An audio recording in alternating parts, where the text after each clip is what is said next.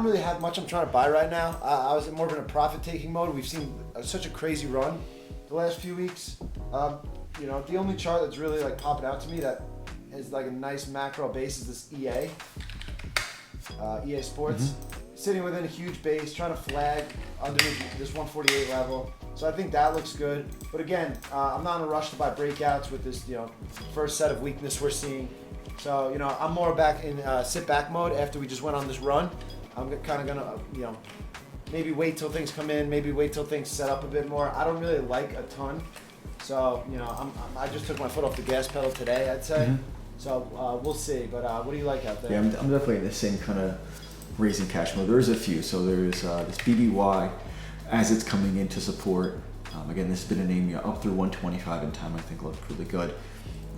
In this big flag versus almost 95, and as it kind of comes into like the middle of this range, looking for a little support buyback after the 11 or 10 days it's been down in a row, to buy versus that low is something I'm keeping a close eye on. Aflac is another one. Again, this major breakout through 58 in time looks great. So just seeing kind of where it can pull in, if it wants to pull into 54 and hold, or if it wants to still come down lower into the 52 area, and look for the main theme is just kind of waiting and looking for some support buybacks.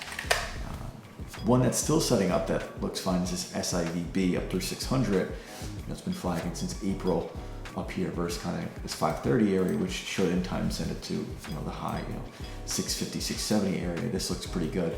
And we'll still keep an eye on lead. Again, we want to keep an eye on that 110, that major level.